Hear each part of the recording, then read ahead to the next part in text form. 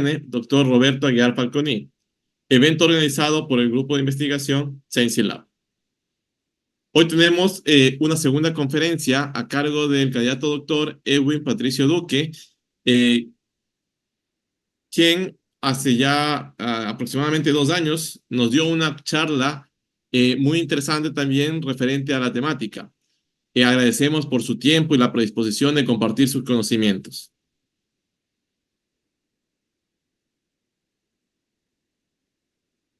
Voy a leer un breve resumen de la hoja de vida de nuestro ponente del día de hoy. Es ingeniero civil, especialista en modelación numérica, análisis y diseño sismorresistente de estructuras.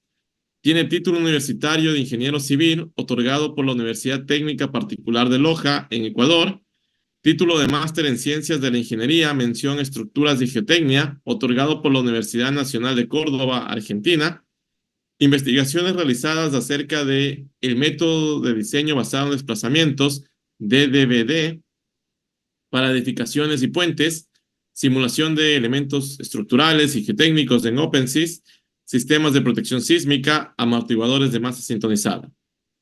Revisor principal de la norma ecuatoriana de la construcción, NEC 2015, capítulo Guadúa Estructural, miembro activo de la Asociación Sudamericana de Ingeniería Estructural, ASAEE, director del Grupo de Investigación de Ingeniería Sísmica y Sismología de la Universidad Técnica Particular de Loja, GERRIS, UTPL, y coordinador del Observatorio Sísmico del Ecuador, OSSE. Docente de las cátedras Resistencia de Materiales, Estructuras 1 y 2, Dinámica de Suelos, Concreto 1 y 2, y Análisis Dinámico de Estructuras de la Universidad Técnica Particular de Loja. Consultor privado con experiencia de 20.000 metros cuadrados de diseño y evaluación sismo resistente de edificaciones y puentes de acero y hormigón armado. Muchas gracias nuevamente por el tiempo, por esa predisposición de participar. En este punto voy a dar paso a palabras por parte del doctor Roberto Aguiar. Muy buenas noches. Empiezo agradeciendo al doctor Edwin Patricio Duque por el tiempo que ha dedicado a esta conferencia. Quiero hablar sobre el Grupo de Investigación de Ingeniería Sísmica y Sismología de la UTPL. Es un grupo que realmente han hecho cosas muy interesantes. Hoy por hoy vamos a escuchar al futuro doctor Edwin Duque en esto de las masas sintonizadas. Pero también él ha trabajado muchísimo en lo que es tratamiento de señales sísmicas. Eso quisiera en un futuro cercano, que nos dé una conferencia de lo que están haciendo en ese sentido en el grupo GRIS UTPL sobre el tratamiento de señales sísmicas. Algo increíble. Ya tienen algunas patentes, están en proceso, y eso habla muy bien. Habla muy bien primero de nuestro conferencista y también de la Universidad Técnica Particular de Loja, que dicho sea de paso, es una linda universidad, muy completa. Uno está cuando está allá, siente que estuviera en un ambiente europeo. Linda, muy bonita universidad. Estoy muy complacido, muy contento de tenerle al doctor Duque como nuestro conferencista el día de hoy. Muchísimas gracias.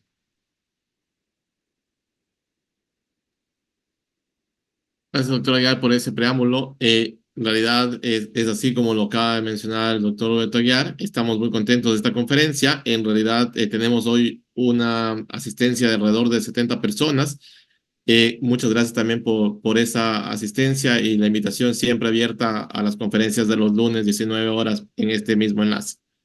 Estimado doctor Edwin Duque, damos paso a su conferencia.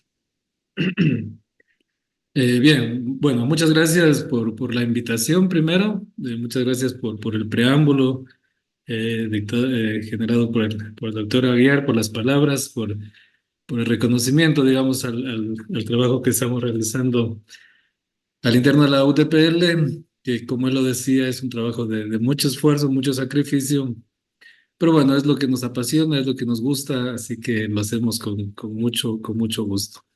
Eh, días atrás el doctor Aguiar tuvo la oportunidad de visitarnos aquí en la UTPL, conoció a detalle, digamos, lo que estamos haciendo y por eso las impresiones que él tiene, ¿no?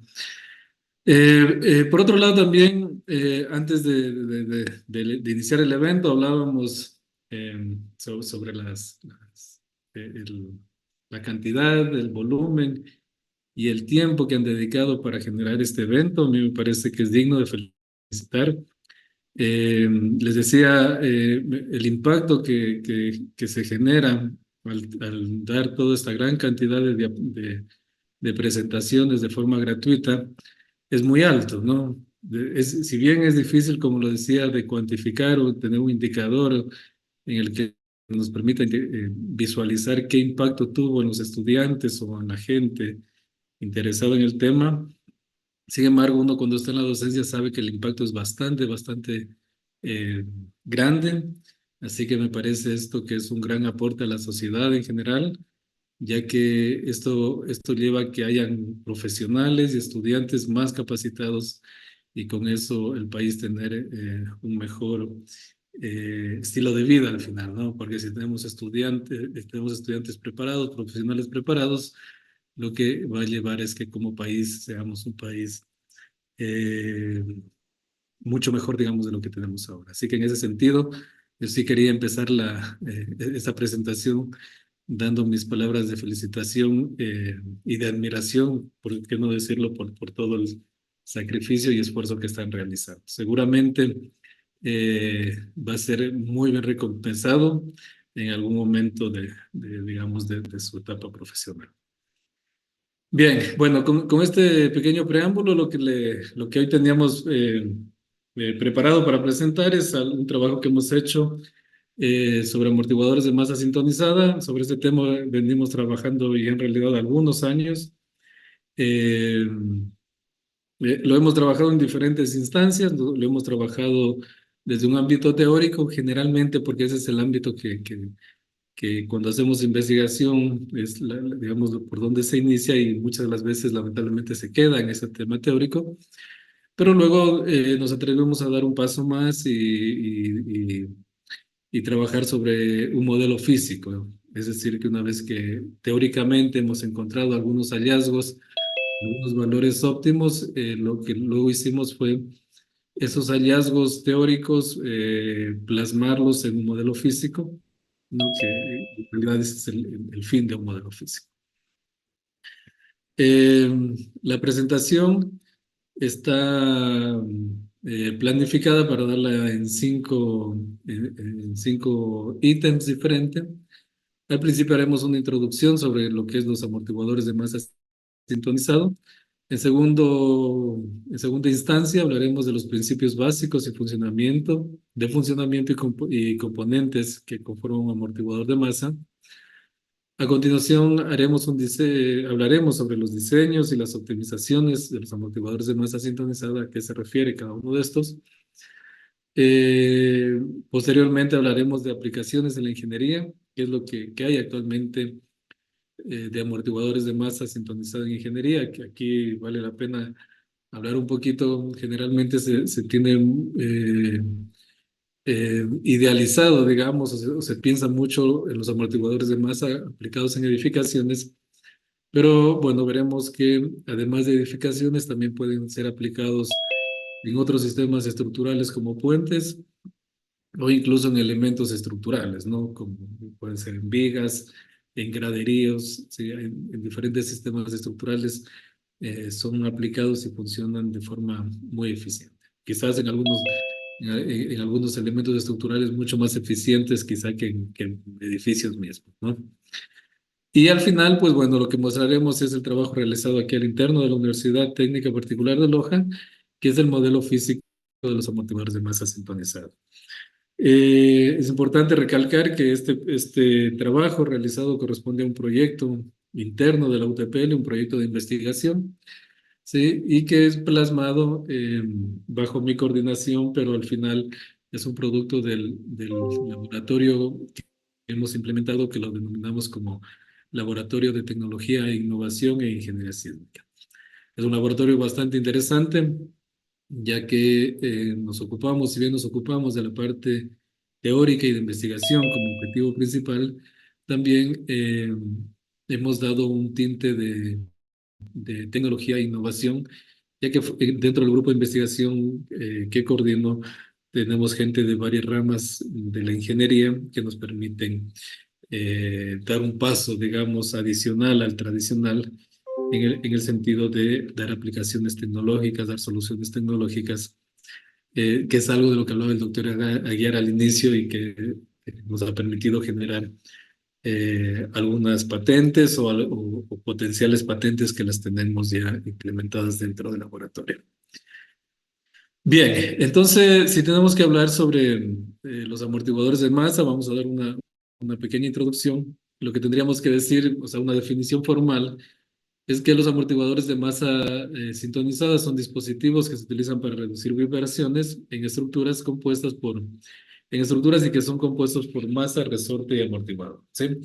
Es la definición principal, que un amortiguador de masa tiene un amortiguador, tiene una masa y tiene un resorte.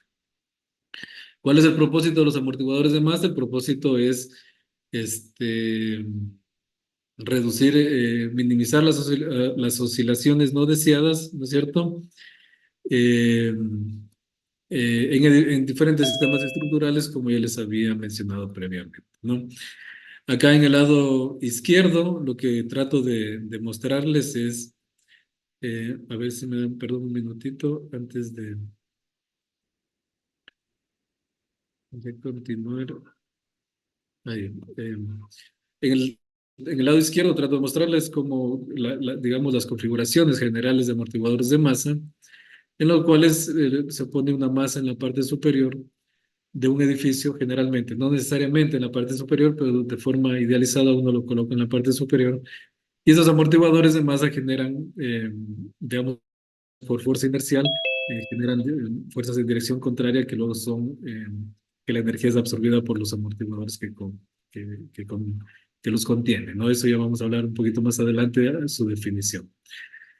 Del lado derecho también quiero mostrarles cómo esquemáticamente uno representa un sistema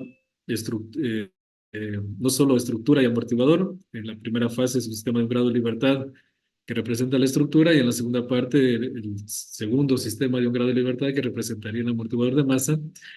E incluso, como ya veremos más adelante, el suelo también puede ser representado como un sistema mecánico de masa, resorte y amortiguador, ¿no? Así que un problema quizá íntegro como el que ven del lado derecho, en el cual un sismo está afectando sobre una estructura y esa estructura tiene un amortiguador de masa colocado en la parte superior, matemáticamente se lo puede representar como tres sistemas de un grado de libertad. Por supuesto, un sistema eh, idealizado, ¿no es cierto?, de la estructura real. Existen algunas configuraciones, aquí he tratado de poner dos, al menos las más conocidas o las tradicionales, que son los tipo péndulo, los que ven en lo que estoy señalando en la imagen, y los tipo masa, resorte y amortiguador, que quizás son los más clásicos o los que uno rápidamente, digamos, puede enfocar. Bueno, a ver, dentro de los principios básicos de funcionamiento y los componentes que contiene, lo que tenemos que identificar es que bueno, por su nombre mismo lo menciona, los amortiguadores de masa sintonizada. Su característica principal es que debe estar sintonizada la frecuencia de la estructura principal con el amortiguador de masa.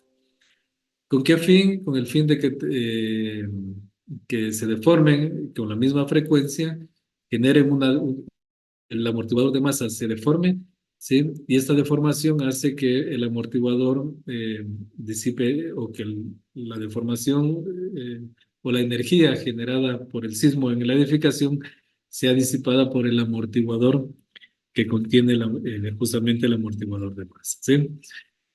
Eso es un enfoque. Otro enfoque que se lo suele mencionar es que es característico que las estructuras poseen poco amortiguamiento y lo que requerimos es, quizá una de las soluciones más eficientes es aportarle amortiguamiento a la estructura, ¿cierto? Principal. Entonces, si nosotros logramos sintonizar el amortiguador de masa, podemos incorporarle amortiguamiento a la estructura principal a través del amortiguador de masa. Digamos, ese sería un segundo enfoque que se le da, ¿no? Eh, pero todo esto bajo un criterio muy importante que es la sintonización, ¿sí? Si un amortiguador de masa no es sintonizado, lejos de ayudar a reducir las vibraciones que esperamos, lo que más bien haría sería generar un problema más grande del que se tiene en primera instancia. En ese sentido, bueno, lo que tenemos generalmente en un problema a resolver, tenemos la frecuencia de la estructura principal y la frecuencia del amortiguador de masa, y a esa relación se la suele conocer como F, que es la relación entre las frecuencias de la estructura principal y la secundaria. No necesariamente, el valor óptimo no necesariamente es 1, pero generalmente es un valor cercano a 1 que nos da la optimización. Vamos a ver más adelante que existen ecuaciones en las cuales ya podemos saber cuál es la frecuencia óptima. Yo, como les digo, es cercana a 1, pero no necesariamente 1, ¿no? Como ya había hablado antes, que tiene un amortiguador de masa como componentes, tiene justamente una masa, tiene un resorte y tiene un amortiguador. ¿Qué hace cada una de estos tres componentes? A ver, eh, la masa nos sirve la masa nos genera una fuerza inercial. Mientras más masa tenga un amortiguador de masa, veremos que es mucho más eficiente. ¿Qué es lo que pasa? Que para sistemas estructurales, generalmente no hablemos solo de edificaciones, sino sistemas estructurales en general, la masa, si bien sería ideal tener gran cantidad de masa, pues constructivamente hay muchas limitaciones, ¿sí? En ese sentido, lo que se suele hacer es conocer qué relación de masa existe entre el amortiguador y la estructura. Y lo que se suele lograr es en el orden de 1%, ¿no? La masa de la estructura principal es aproximadamente el 1% de la estructura global de la estructura principal, ¿no? Esto por temas constructivos, pero insisto, mientras más masa tengamos, más fuerza inercial vamos a tener en el amortiguador, y eso va a hacer que el amortiguador tenga más capacidad de disipar energía, ¿no? Pero bueno, como les digo, sí vale la pena saber que no está, teóricamente podemos aumentar la masa, pero constructivamente tendríamos que llegar a valores en el orden de 1%, quizá un poquito más, un poquito menos. Por otro lado, el resorte del amortiguador, el resorte es el que está encargado generalmente de sintonizarlo, ¿no? Las características del resorte deben ser tales que permita sintonizar con la estructura principal, y el amortiguador pues será el elemento que disipe la energía que proviene desde la estructura principal, ¿sí? Entonces, en este sentido, si hablamos de parámetros, podemos hablar de ese parámetro F, que es la relación de frecuencias entre la estructura principal y la secundaria, o el amortiguador de masa, y la relación de masas que existe entre la masa principal y la masa del TMD. Y el amortiguamiento, que si bien el amortiguamiento suele tener un valor óptimo, ¿no? Pero generalmente no tiene gran incidencia en el tema de optimización o de diseño, ¿no? He puesto dos ejemplos, como previamente había mencionado, el sistema tradicional de masa, resorte y amortiguador, pero también he puesto un ejemplo en el cual no necesariamente tiene que ser masa, resorte y amortiguador, sino que puede ser también un péndulo, ¿no? Es un péndulo con una masa concentrada y con un amortiguador. En este caso, el amortiguador, pues bueno, actuará como en el caso del sistema mecánico, la masa, de igual manera, la masa concentrada, pero la longitud del péndulo será la que genere la frecuencia o el periodo requerido, ¿no?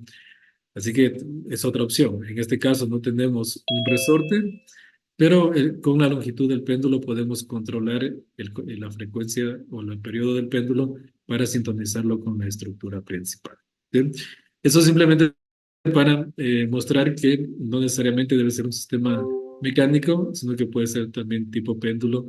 Es más, muchas de las estructuras aplicadas en la actualidad son tipo péndulo y funcionan de forma muy, muy eficiente. Eh, Eso como principios básicos, ¿no? Entonces, un poquito ahí para tener claro, porque más adelante vamos a ver algunos conceptos, es de que el amortiguador de masa está compuesto por tres elementos: la masa, el resorte y el amortiguador, y que requiere que este sistema de reducción de vibraciones debe estar sintonizado con la estructura principal, de tal manera que al moverse de forma paralela con la estructura principal, pueda disipar energía a través del sistema de amortiguamiento que posee. Digamos, eso sería, resumiendo un poquito, lo que es el amortiguador de masa. En ese sentido, lo que hay que tener presente es que si queremos tener un amortiguador de masa, de las tres variables, quizá vale la pena regresar a la diapositiva anterior. De las tres variables, masa, resorte y amortiguador, generalmente el diseño pasa por la parte de resorte y de amortiguador. La masa generalmente es un valor constante, por lo que les hablaba previamente, por el tema de la capacidad operativa que tenemos de generar una masa, ¿sí? Así que en general partimos con una relación de masa de 1% y lo que hacemos es diseñar el resorte y el amortiguador, ¿sí? Digamos, si estamos en una etapa de diseño. Bueno, ¿cómo diseñar y cómo optimizar? Bueno, hay varias metodologías, varias formas de hacer esta actividad. Aquí les traigo dos de muchas en realidad que se puede hacer, pero dos de las que hemos trabajado y que creo que vale la pena mostrarles. La primera de ellas fue, utilizamos un software comercial en la cual se genera un modelo de elementos finitos como el que ven en el lado izquierdo, ¿sí? Y en la parte superior se generó un elemento tipo link, el cual va a trabajar como un amortiguador de masa, ¿sí? Bueno, entonces, ¿cuál fue la idea aquí? Generar varios modelos, no generar un solo modelo, sino generar en realidad 9 modelos distintos como los que ven acá, y cada modelo caracterizado por su periodo fundamental, que va desde 0,44 a 0,67. ¿Sí? A cada uno de estos modelos, a cada uno de los 9 modelos, se le incorporó 4 cargas distintas, con distintas características dinámicas. Una carga armónica en primera instancia, ¿no es cierto? Como la que ven en la parte en la que estoy apuntando ahora. Y por supuesto la carga armónica que va a tener la misma frecuencia que la estructura principal, así que sería como la condición óptima de trabajo de un amortiguador de masa. Luego tendremos 3 sismos, luego le aplicamos 3 sismos distintos: el centro, Llolleo y Pedernales, ¿sí? Eh, el centro, un sismo ocurrido en Estados Unidos, Llolleo uno ocurrido en Chile y Pedernales ocurrido en Ecuador. Cada uno tiene características distintas. Perdón que en esa presentación hubiera sido bastante interesante ponerles un espectro de frecuencia o un espectro de respuesta de cada uno de estos sismos. Así podemos caracterizarlo mejor al evento, ¿no? Pero bueno, lo que les puedo decir es de que el sismo de Llolleo es característico por tener un ancho de frecuencia muy corto, así que eso ayuda a que sea muy eficiente el amortiguador de masa, y vamos a ver que los resultados también caminan en esa dirección. Entonces, bueno, se generaron los 9 modelos, se les aplicó las 4 cargas distintas, y lo que se hizo, bueno, es saber cuál es su respuesta. Algo importante es que esta estructura fue, en este caso, considerada que va a trabajar de forma elástica, que es un caso no menor, es un caso muy importante, tiene mucha incidencia, digamos, en el diseño del amortiguador de masa, porque si la estructura actúa de forma no lineal, la estructura principal va a tener degradación de rigidez, y esa degradación de rigidez lo que va a hacer es que haya cambios en sus componentes dinámicos, su frecuencia y su periodo. Por lo tanto, va a haber el diseño original del amortiguador de masa va a ser obsoleto porque han cambiado las características principales de la estructura principal, ¿no? Así que bueno, en este caso, pero bueno, si hay algunas formas, como lo voy a mostrar más adelante, sí se puede considerar la estructura como no lineal. Vamos a ver cómo hacerlo, pero tengan en cuenta que en este primer modelo la estructura es lineal. Algo que quiero mostrar acá también es cómo, vean brevemente cómo esta estructura, este amortiguador en el modelo se lo idealiza como un amortiguador de masa. En la parte superior está fijo, en la parte de inferior se coloca una masa, ¿no es cierto? Una masa concentrada, y este resorte tiene dos rigideces. Tiene una rigidez axial y una rigidez transversal. La rigidez axial es una rigidez infinita, le pusimos un valor muy, muy, muy alto, con el fin de que este resorte, pues no queremos que tenga deformación axial, ¿sí? Pero transversalmente tiene que tener la rigidez que nosotros deseamos. Y la rigidez se la calcula en función del peso y la longitud, que la longitud, por cierto, como hablaba previamente, está en función del periodo deseado y el periodo nos permite, a su vez, en función de la longitud. ¿Sí? Como todos sabemos, un péndulo, el periodo o la frecuencia de un péndulo está directamente relacionado con su longitud, así que bueno, lo que hicimos fue eso, sabiendo como dato de entrada el periodo de la estructura principal, el periodo fundamental. Así que de esa manera podemos sintonizar y sacar la rigidez de este elemento, ¿no? Bueno, entonces una vez que se modeló, se hizo un análisis de historia en el tiempo para cada una de esas estructuras, ¿sí? Y se propuso dos variables de optimización: el desplazamiento y la aceleración máxima, ¿sí? Lo que ven aquí ustedes es la eficiencia lograda considerando el desplazamiento y la aceleración. Perdón, antes de eso sería bueno mostrar cómo es la respuesta. Por ejemplo, en negro es la respuesta de la estructura sin amortiguador de masa y en rojo es la respuesta con amortiguador de masa. Así que claro, aquí, como les decía, cuando la carga de suelo es armónica, pues esas son las condiciones óptimas y aquí tenemos eficiencia sobre el 60% incluso. Cuando colocamos el sismo del centro, lo mismo. En negro la estructura sin amortiguador de masa y en rojo la estructura con amortiguador de masa. La relación que existe entre las dos es debido al trabajo que está haciendo el amortiguador de masa. ¿Cuál fue el criterio para considerar la eficiencia? La máxima deformación de la estructura sin amortiguador versus la máxima deformación de la estructura con amortiguador, ¿sí? Esa relación en dos variables, en el desplazamiento y en la aceleración. Entonces, bueno, en la gráfica inferior, aquí podemos ver, estamos graficando el periodo que corresponde a cada una de las estructuras, ¿no? El periodo fundamental versus la eficiencia que se logró con cada una. Aquí en la parte superior, superior a todo, vemos la eficiencia cuando aplicamos la carga armónica, es este de acá, y el resto de gráficas corresponden a los sismos en el centro y el pedernales, ¿sí? Ahí las eficiencias varían mucho, depende del tipo de estructura. Por darles un ejemplo, yo llevo, la eficiencia está entre inicia con 33% me refiero, de reducción, y llega, por ejemplo, hasta un máximo de 41% para el caso considerando la variable de desplazamiento, pero si considero la variable aceleración, quizá es un poquito menos y la máxima alcanzable es de 34%, ¿sí? Teóricamente, lo que se habla es que una estructura elástica sometida a una carga de sismo en promedio se puede lograr eficiencias entre el 20 y el 30%. Así que en ese trabajo lo que pudimos es, digamos, lo que quizá teóricamente se habla de las eficiencias, pudimos lograr, ¿no?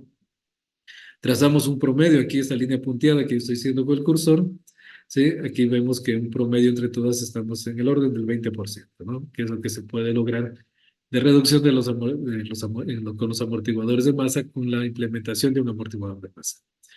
Lo interesante también del amortiguador de masa, valga la pena hablarlo y que no lo comenté previamente, es que son sistemas de protección que los puede colocar luego de haber edificado, ¿no?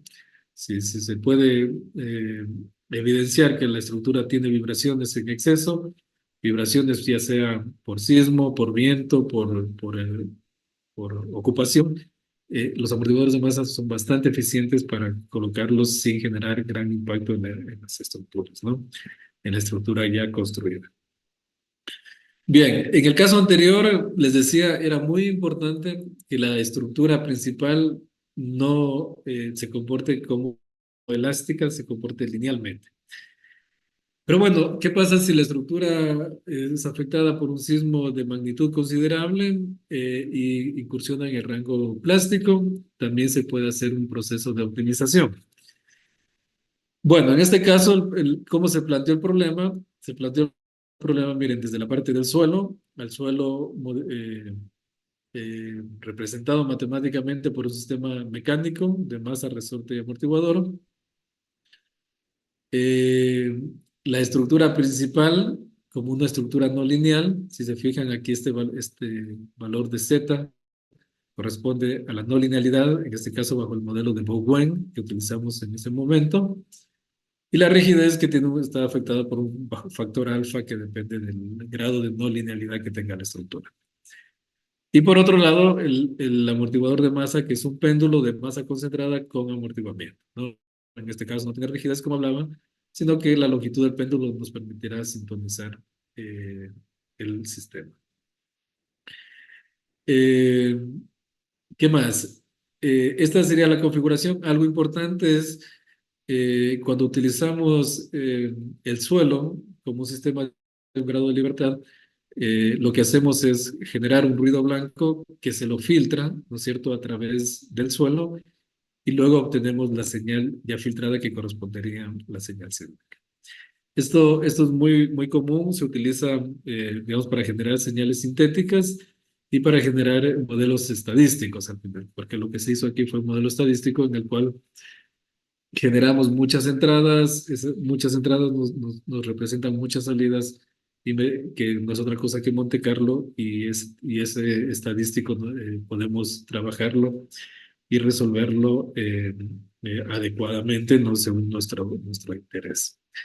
La representación matemática de este problema es el que ustedes ven aquí en la parte inferior. Tenemos el vector A, la matriz A, en realidad donde está representado el modelo, X, que son las variables de diseño, el giro, por darles un ejemplo, el giro del péndulo, la deformación de la estructura principal, la deformación del filtro, y Z, que es el parámetro de no linealidad, ¿no es cierto?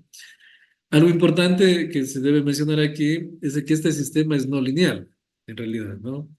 Sin embargo, aplicamos metodologías eh, explícitas o puntuales como es la linealización equivalente, que lo que nos permite es a un modelo no lineal representarlo como un modelo lineal equivalente, ¿sí? Lo que ustedes ven acá ya es un modelo lineal equivalente de este problema no lineal. Por falta de tiempo, no les he puesto toda la formulación, pero si ustedes van a una presentación previa mía, ahí pueden ver cómo el problema no lineal lo transformamos en un lineal equivalente. ¿Con qué fin? Con el fin de utilizar lo que se conoce como Lyapunov, ¿no? Lyapunov resuelve bastante bien este problema y computacionalmente es barato, digamos, ¿no? A diferencia de un modelo lineal de historia en el tiempo, que computacionalmente es muy costoso, decidimos hacerlo un modelo equivalente, y si se fijan aquí, dos variables, K equivalente y C equivalente, corresponden justamente a la linealización que se hizo. Bueno, en este caso, ¿cuál es el criterio de optimización? Uno menos la relación de la estructura protegida, en realidad la desviación estándar de la estructura protegida menos la desviación estándar de la estructura sin proteger, ¿sí? Fíjense que aquí hablamos de desviación estándar, ¿por qué? Porque al generar muchas señales, generar señales sintéticas, lo que se hace es un tratamiento no numérico, sino estocástico de la respuesta, ¿no? Generamos alrededor de 1000 señales, 1000 respuestas, y los estadísticos de esa respuesta, pues corresponden la respuesta, digamos, el comportamiento de la estructura. Aquí es una de las curvas obtenidas de optimización, que es lo que vemos en el eje vertical, la eficiencia, en uno de los ejes, en el eje X, la relación de frecuencia, en el eje Y, el amortiguamiento. ¿Qué es lo que queríamos saber aquí? ¿Cuál es el par óptimo entre relación de frecuencia y de amortiguamiento que me permite la mayor eficiencia? Digamos, ese es el objetivo de optimización para este caso. Porque como les hablaba previamente, si queremos diseñar, necesitamos diseñar la frecuencia del TMD y el amortiguamiento del TMD, por un lado. Pero si queremos optimizar, bueno, damos un rango de valores de frecuencia, damos un rango de valores de amortiguamiento y nos quedamos con el par que me genera mayor eficiencia, que es lo que estamos haciendo acá, ¿no? Eh, ¿Qué más? Bueno, como consideramos el suelo, también el suelo tiene mucha influencia, ¿no? Definimos tres tipos de suelo: medio, suelto y firme, ¿no es cierto? Y cada tipo de suelo, según su característica física, también tiene ya está identificado sus parámetros dinámicos. Por ejemplo, un suelo medio tiene una frecuencia de 20 radianes por segundo, ¿no? Así que, bueno, no hicimos, consideramos los tres tipos de suelo para considerar también la eficiencia del amortiguador de masa. Bien, eh, aquí en esta gráfica lo que les quería mostrar es que, como consideramos la estructura principal como una estructura no lineal, aquí estamos viendo en azul la respuesta de la estructura no protegida, protegida, y en verde la estructura eh, sin proteger. Aquí se ve la diferencia, digamos, los picos aquí en la diferencia está referido a la eficiencia del amortiguador de masa, pero lo importante aquí es que si graficamos la curva de histéresis de la estructura principal, podemos ver el rango, digamos, en qué medida ha incursionado en el rango no lineal. ¿Y por qué esto? Porque cuando queremos graficar la eficiencia, lo que hicimos fue la deformación o la desviación estándar de la estructura principal, la desviación estándar, versus la eficiencia. Entonces, deformaciones pequeñas de la estructura principal significa que la estructura no incursiona en rangos plásticos. Conforme nos movemos hacia la derecha, es decir, conforme la estructura se deforma mucho, incursiona en rangos plásticos, ¿sí? Entonces, ¿qué es lo que, bueno, y obtuvimos las eficiencias para dos tipos de amortiguamiento de la estructura principal, 2% y 5%, ¿no? Digamos, referidos a acero y hormigón. Y lo que vemos es que cuando actúa elástico tiene una eficiencia muy alta, sobre el 45%, en el caso de acero, y en el caso de hormigón sobre el 30%, pero que rápidamente decrece, ¿no es cierto?, con el nivel de plasticidad de la estructura principal. Ahora, esto, si es que nosotros no consideraríamos la optimización, esta gráfica vendría decreciendo de forma hasta acá, ¿no? Pero miren cómo, si bien decrece en un rango, luego podemos lograr que esa eficiencia crezca nuevamente, tanto para acero como para hormigón. ¿Por qué crece? Insisto, porque se hizo una optimización considerando la estructura como no lineal. ¿Y qué significa, qué significa esa optimización? Lo que ven acá es que la frecuencia, en función de la deformación, tiene que ser, la frecuencia tiene que decrecer.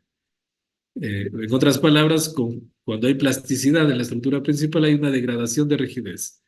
Pues bueno, el amortiguador de masa también tiene que trabajar, se requiere que tenga una rigidez que se degrade también con el nivel de plasticidad de la estructura, ¿sí? Ese sería el concepto. Para una estructura principal no lineal, se requeriría que el amortiguador de masa tenga no una rigidez única, sino una rigidez que vaya degradando con el nivel de plasticidad que tenga la estructura, para llegar a niveles de eficiencia que estamos por aquí en el orden de cerca del 25% o del 15%, ¿no? Esas serían las máximas eficiencias que se tendrían cuando la estructura actúe como no lineal, ¿no?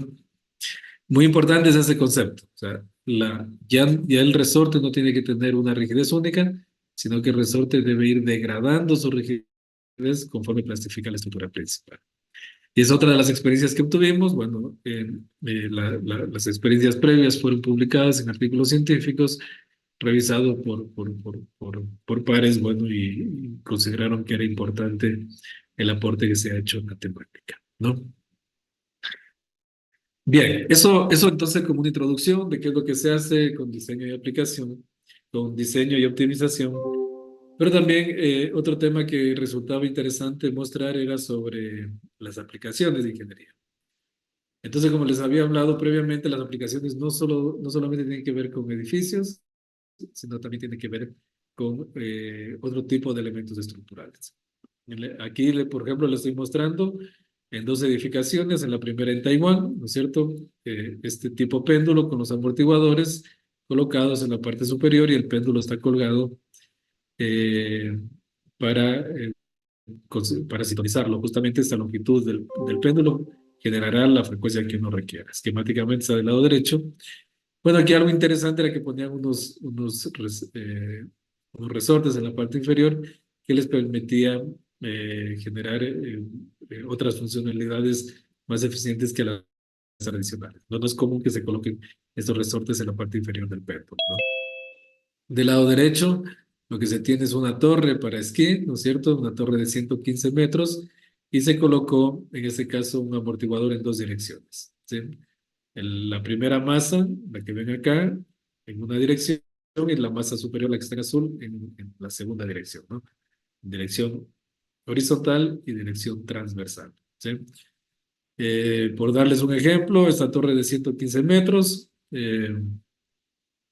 la masa es de 25 toneladas y de 23 toneladas, es distinta para X y para Y, y las oscilaciones están en el orden de 25 centímetros, ¿no? ¿Qué amortiguamiento tiene? Entre orden de 5 y de 6%. Bien, para puentes también se utiliza, especialmente para reducir vibraciones verticales. Del lado izquierdo se ve eh, un amortiguador vertical, algo importante. En edificaciones generalmente reducimos vibraciones transversal horizontales. En puentes lo que queremos es reducir vibraciones verticales, así que se conoce como péndulo vertical.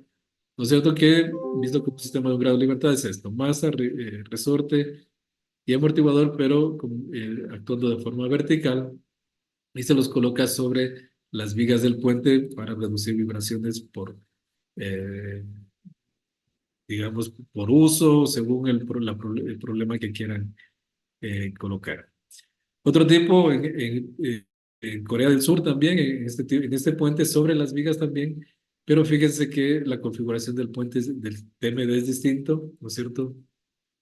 Es un puente peatonal de 191 metros, ¿sí? Y lo que se quiso en este puente es reducir las vibraciones de dos modos, ¿sí? De los dos modos principales con frecuencias de 1,59 y 1,84 en dirección vertical. Para que tengan una idea, aproximadamente esta es una tonelada de 1,5 toneladas y la acción que tiene es de 3 centímetros en la viga. ¿Qué más? Esto para puentes. Otro tema interesante, si bien son para puentes, pero no para el sistema estructural del puente, sino para cables, también se utiliza mucho, ¿no? Esos amortiguadores de doble masa, ¿no es cierto?, ayudan mucho a los cables de los puentes atirantados, que generalmente tienen muchos problemas con vibración, y pues bueno, con esos sistemas podemos también reducir y bastante bien la vibración que tienen los cables. Otra aplicación que quizás no es muy conocida, por ejemplo aquí en Arabia Saudita, sobre una chimenea, ¿no? Sobre una torre, ¿no es cierto? Un elemento tubular que genera mucha vibración, se coloca un anillo por fuera, ¿sí? Se coloca un anillo por fuera y sobre ese anillo se coloca la masa, el resorte y el amortiguador. Es aquí de forma esquemática se puede ver esto que está en rojo será el anillo externo, esto de acá, e internamente tenemos resorte y amortiguador. Así que cualquier elemento tubular que tuviera vibraciones en exceso, por ejemplo aquí en Loja tenemos un parque eólico y si se identifica que hay exceso de vibración que a largo plazo puede generar problemas por fatiga, generar estos anillos de amortiguador de masa es una solución bastante interesante y fácil de aplicar, ¿no? Bien, todo esto como una introducción de diseño, construcción, elementos que intervienen en un amortiguador de masa. Pero bueno, vamos a ver ahora cómo implementamos un modelo físico, ¿sí? Primero deberíamos decir que un modelo físico es un amortiguador de masa sintonizado, es una representación tangible de este dispositivo, ¿no? Con el fin de reducir vibraciones en estructuras. El modelo incluye los componentes y los mecanismos que permiten entender y analizar el funcionamiento en la práctica. En nuestro laboratorio, al final, logramos obtener un sistema como el que ven ustedes aquí. Tenemos una mesa vibratoria, tenemos la estructura principal y un sistema de tres masas que actúan como amortiguadores de masa sincronizada. Por acá también tenemos un sistema de, de adquisición de datos, un acelerómetro que también fue construido en nuestro laboratorio, que algo les hablaré muy rápidamente, pero quizá en otra oportunidad puedo hablarles cómo lo generamos, cómo lo construimos, cómo lo validamos, y incluso estamos ahora en la fase de patentar, ¿no? Bien, entonces existen varias fases para construir esto, ¿no? Existen varias fases y también fue construido considerando dos sistemas, ¿no? Construimos primero la estructura principal y luego la estructura secundaria, que la estructura secundaria serían los amortiguadores de masa. Un poquito para contarles qué es lo que pasa. Lo que pasa es que cuando construimos la estructura principal, nosotros nos proponemos que esa estructura principal tenga una un periodo o una frecuencia determinada. Por ejemplo, nosotros nos propusimos que sea aproximadamente 0,8 segundos de periodo. Ahora, esos 0,8 segundos, ¿cómo lo repartimos? ¿Qué masa debe tener el sistema? ¿Qué rigidez debe tener estos paneles o estos muros que son los que están en los costados? ¿No es cierto? ¿Y qué altura deben tener? Así que cada elemento, qué espesor, qué material, cada elemento es muy importante para que lo que uno teóricamente requiera sea físicamente obtenido, ¿sí? Aquí se ve algo de forma más referida al sistema estructural, pero lo que les quiero hacer notar es que tenemos parámetros teóricos que deben ser representados de forma física. Y cuando representamos de forma física cada perno, cada centímetro de altura, cada espesor, tiene mucha influencia para que en realidad nuestro modelo represente lo que nosotros queremos. En ese sentido, para implementar un modelo físico pasamos. Primero diseñamos teóricamente y luego lo construimos. Digamos, siempre lo construimos y en una tercera fase validamos que en realidad lo que hemos construido representa lo que teóricamente queríamos. Bueno, entonces lo primero que se necesita es la masa. ¿Cuál es la masa de la estructura? Y la masa de la estructura va a ser igual a la masa de la losa, ¿sí? Que es un elemento de acero, más la masa de las platinas, que nos sirven como elementos para unir la masa principal con estos muros, que son de aluminio, por cierto, más un tercio de estos muros de aluminio. La suma de las tres masas nos va a dar la masa equivalente de todo el sistema. Y bueno, la masa de la losa simplemente en función de la densidad, al igual que las platinas, ¿no? Y de los muros igual son calculados en función de la densidad. Y la rigidez de este muro de aluminio está en función del espesor, del peso y de la longitud, ¿sí? Entonces, por la rigidez y luego podemos calcular eh, el parámetro, la frecuencia o el periodo. Entonces, aquí tienen los elementos. Este sería la losa, sería el muro de aluminio, este sería la base, ¿no es cierto? Y serían las platinas. Cada uno tiene su longitud exacta, su agujero con su diámetro exacto, todo tiene que ser eh, eh, diseñado y luego construido exactamente según el diseño. Bueno, para no hacerlo más largo, bueno, aquí tenemos las características de cada elemento y en este caso, por ejemplo, el periodo eh, o la frecuencia que queríamos de la estructura principal es de 1,23 Hz, ¿sí? La rigidez fue de 9,638 kilogramos, la masa de 0,24 kilogramos, la rigidez de 579, bueno, entre otros, ¿no?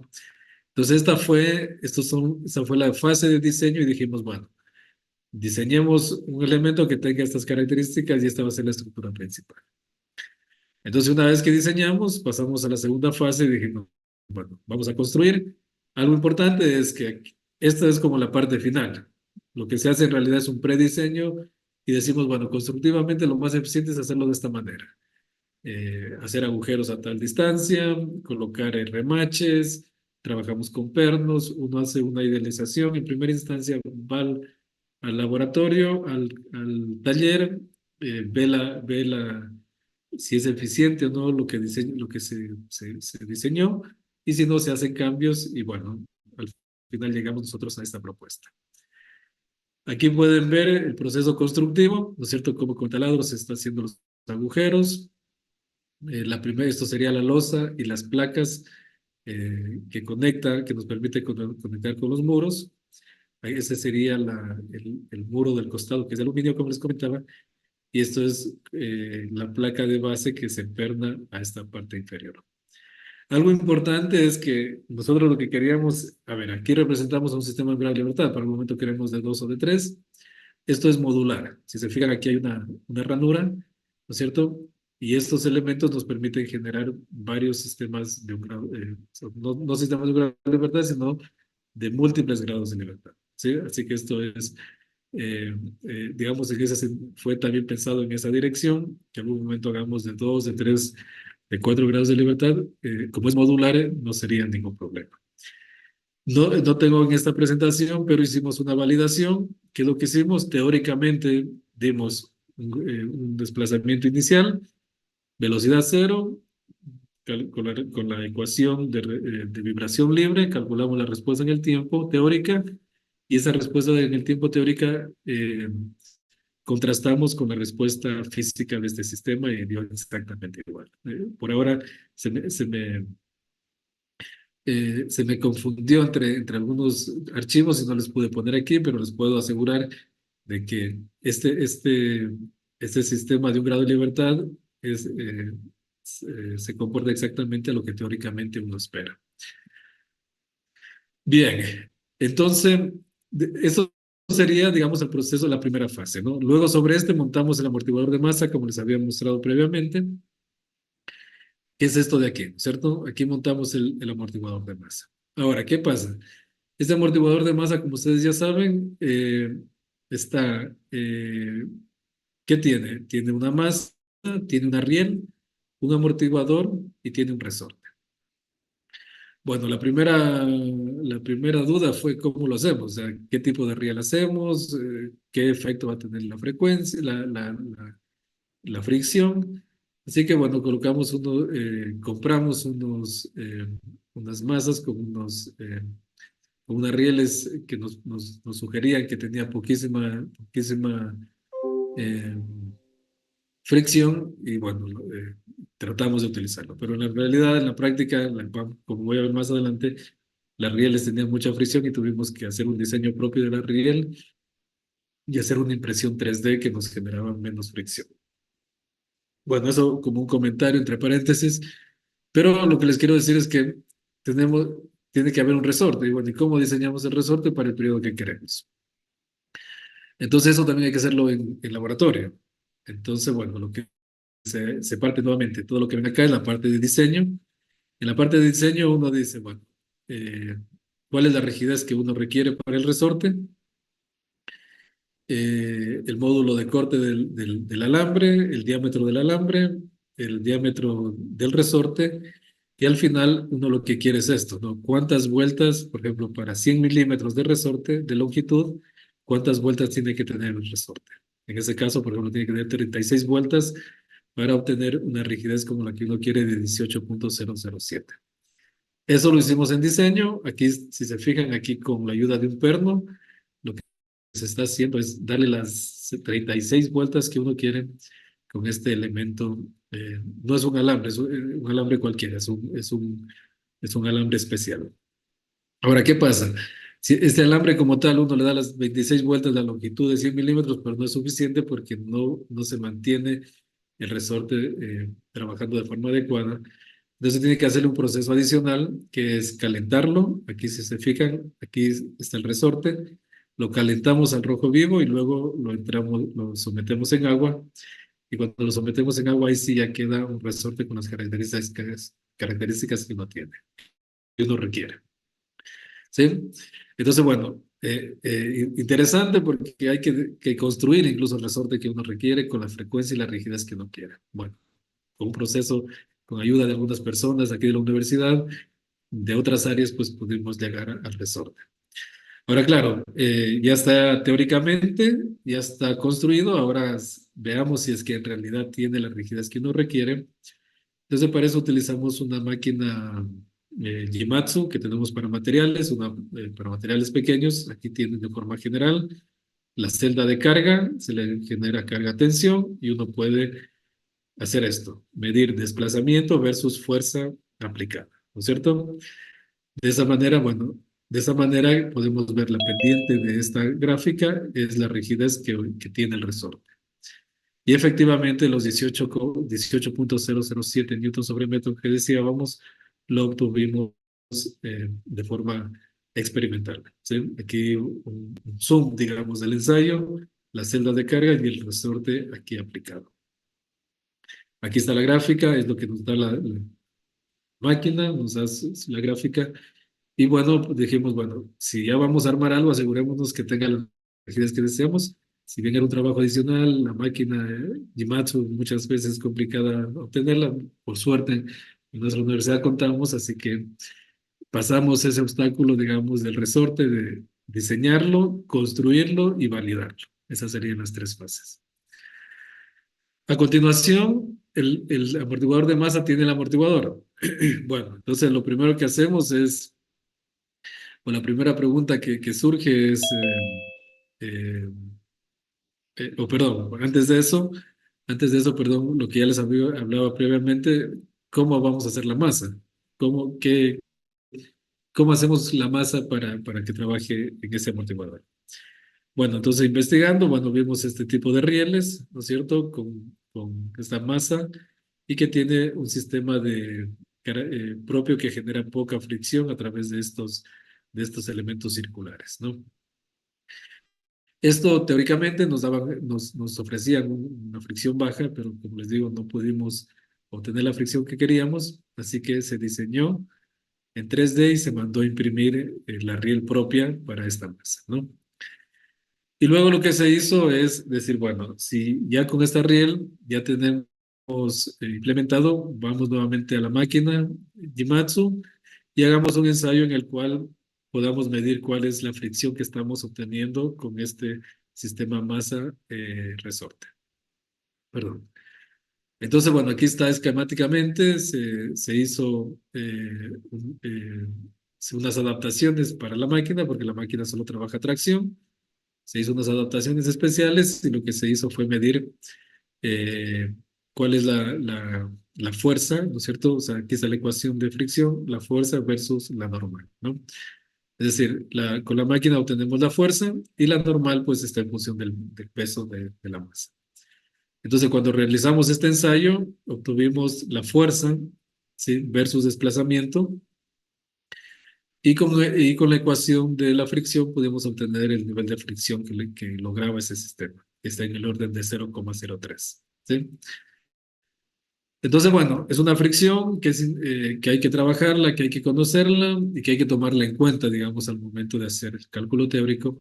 Pero lo importante es esto, ¿no? Que es un valor que está identificado, que está cuantificado y que sabemos que para este tipo de material logramos una fricción en el orden de 0,03. Y eso se lo hizo nuevamente utilizando la máquina Jimatsu.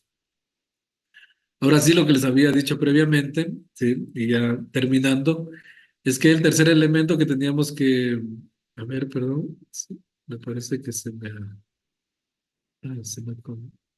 quedado, me parece, perdón, una tercera diapositiva, bueno, para una próxima les prometo.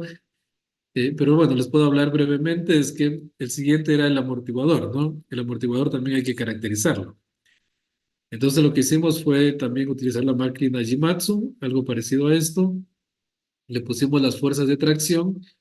¿Por qué? Porque si bien el proveedor nos dice que es un amortiguador de aire lineal, queríamos saber si en realidad era lineal. ¿Sí? Entonces le pusimos carga a diferentes velocidades, ¿no es cierto? Y con diferentes aperturas. Este amortiguador tiene la característica que conforme uno va cerrando la válvula va cambiando la cantidad de amortiguamiento. Entonces hicimos muchos ensayos con diferente tipo diferente intensidad, magnitud de amortiguamiento y diferentes velocidades.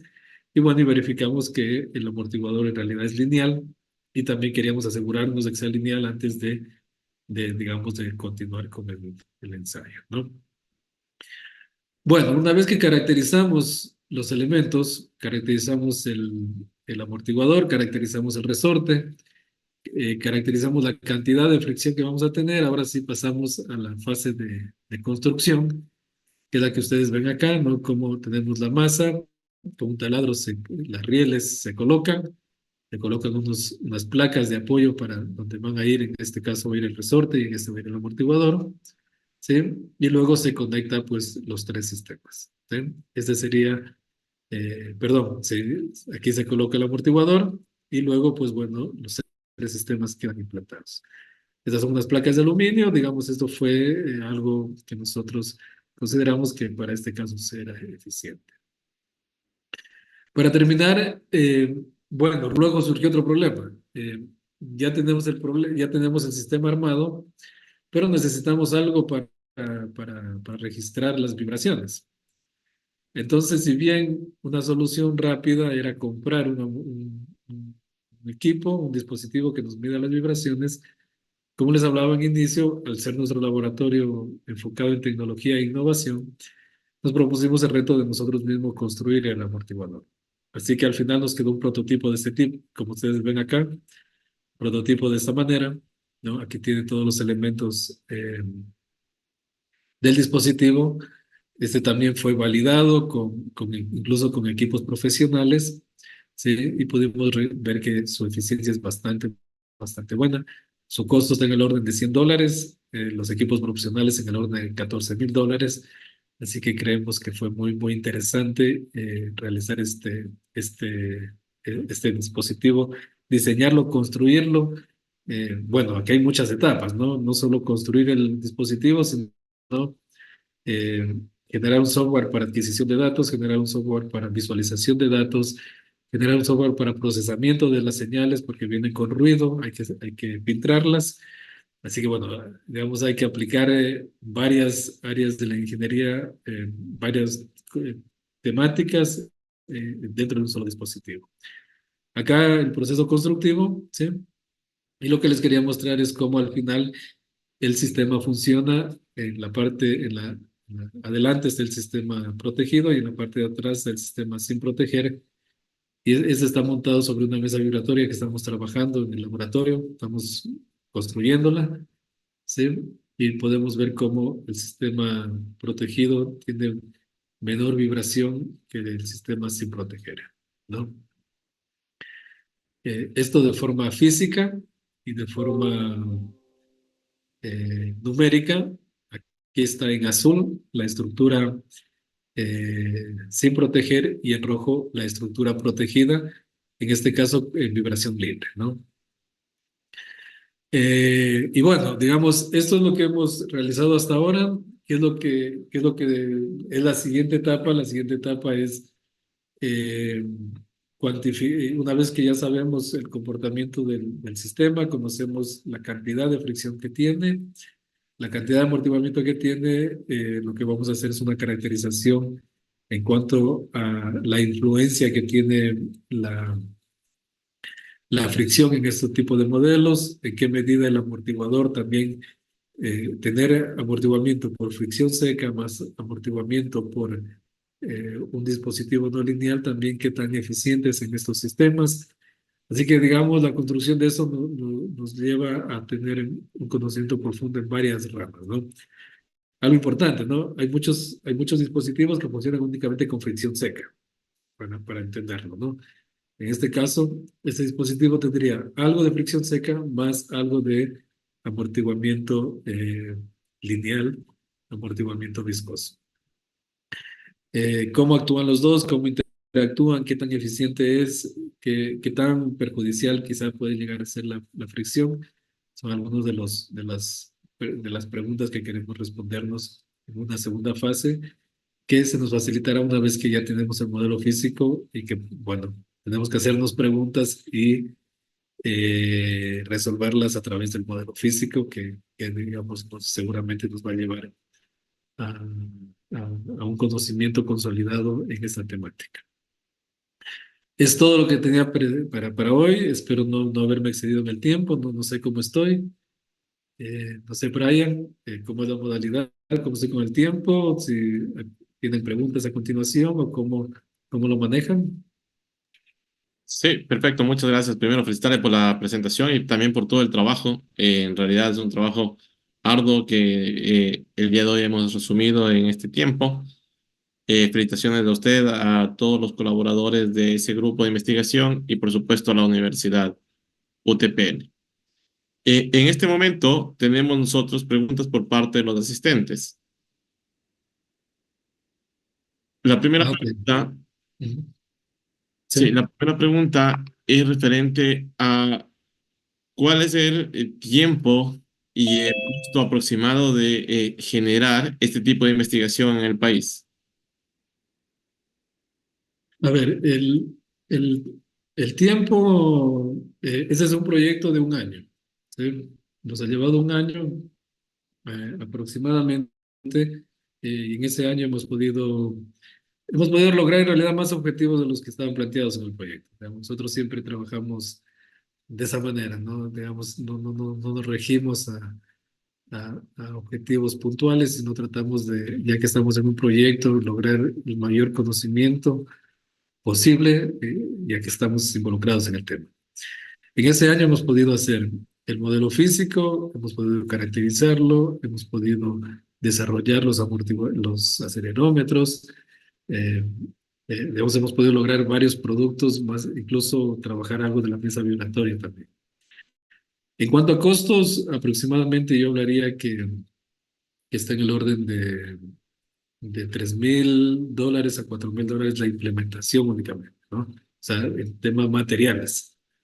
Pero claro, si uno también cuantifica tiempo, horas de investigadores, de colaboradores, pues esto sí se eleva alrededor de 10,000, de $10,000, digamos, en ese orden, ¿no? Pero bueno, para un proyecto de investigación con resultados de patentes, que las patentes, por cierto, luego hay una. A ver, es interesante que en un paper uno tiene una gran cantidad de papers y uno tiene eh, información, investigación para la comunidad científica, que es muy importante. Pero no hay una ganancia económica por las publicaciones. A diferencia de las patentes, que uno sí, si las pone en el mercado, la inversión que tuvo en investigación la puede recuperar a través de las patentes. Entonces eso sí es interesante que queda abierto, ¿no? Que con este producto, con este proyecto, se genera una patente que en un mediano o largo plazo puede estar en el mercado y la inversión se la puede recuperar a través justamente de la transferencia del conocimiento, ¿no? Bueno, excelente en realidad que se hayan cumplido, digamos, estos objetivos. Y claro, para un proyecto que tiene estos resultados, el costo es, digamos, mínimo a mi criterio, ¿no?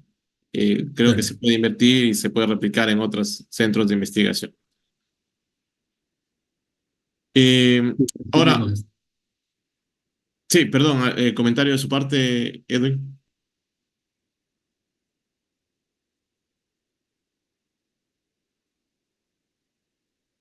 Perdón, le interrumpí. ¿Tenía algún comentario usted? No, decía que estaba de acuerdo con el tema, con lo que tú comentabas.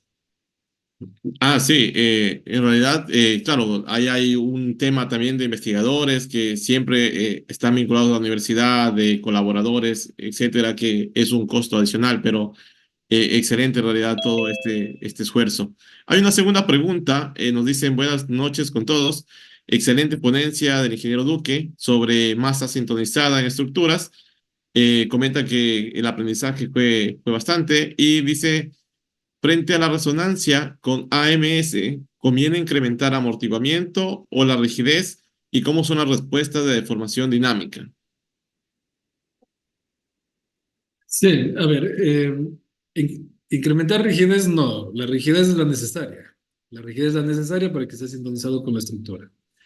Amortiguamiento también, no necesariamente mucho amortiguamiento significa que voy a tener una mayor eficiencia en el comportamiento del amortiguador, sino que sí se puede calcular la cantidad de amortiguamiento óptima que uno requiere para el sistema. O sea, es un diseño que uno tiene que hacer según el sistema estructural. Eh, Algo más me decía la pregunta, si me recuerdas, el Ya, amortiguamiento, la decía, ¿cómo son las resistencia. respuestas de deformación dinámica? Ah, sí, para que tengan una idea, aproximadamente se espera que el amortiguador se deforma 5 veces la estructura principal, digamos, en ese orden está. Se deforma con la misma frecuencia en un orden de aproximadamente 5 veces la deformación de la estructura principal. Eso es característico de un amortiguador de masa. Ya, perfecto, muy amable por la respuesta. No tenemos más preguntas por parte de los asistentes, así que me gustaría pasar a comentarios por parte del doctor Roberto Aguiar. Déjeme habilitar, doctor, el que puede encender el micrófono, ya lo puede encender. Y ya, eh, doctor Duque, excelente conferencia, muy didáctica, muy práctica, y me hizo recordar Ujú. viejos tiempos cuando era estudiante y veía este tema, pero yo únicamente vi solución de ecuaciones diferenciales de la forma x punto es igual a por x, nada más. Es decir, yo nunca en mis estudios consideré también el suelo que escuchándole a usted influye sí influye en la respuesta.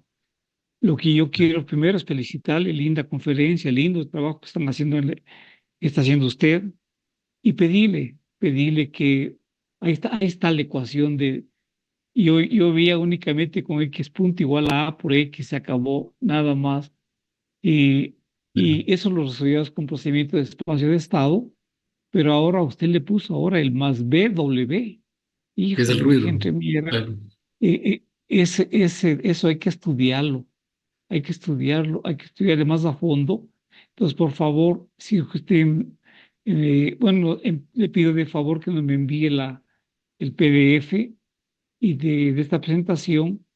Y si tiene un poquito que usted publicó un artículo de todo esto, envíenos también el Claro. artículo para estudiar. Ahí veo que el B, ahí está la matriz A indicada perfectamente, pero la matriz B no la veo. Sí, sí no le he puesto acá, pero B es un vector de ceros a Ah, ya, excepción. vector de incidencia. El vector de incidencia, exactamente. Uno en donde está Exacto. aplicado la W, que es el ruido blanco.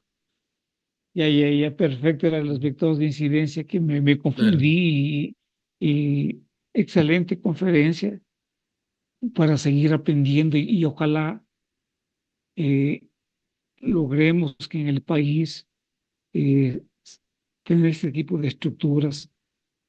Ya saben que el doctor Duque les puede ayudar, les puede asesorarles en este tema, empezar a hacerlo. Y como él lo dijo, este tipo de amortiguadores es para cuando ya está la estructura ya diseñada, no es un impedimento, tengo algo ya diseñado, ahí voy y le coloco la, los amortiguadores de masa. Bueno, yo quiero aprovechar este espacio para que nos hable un poquito sobre el congreso que va a organizar con la Sociedad de Ingeniería Sísmica a nivel de América Latina, que así me fue el nombre. Cuéntenos cómo está ese, para que la gente se entere, para cuándo piensa hacer ese congreso. Es un congreso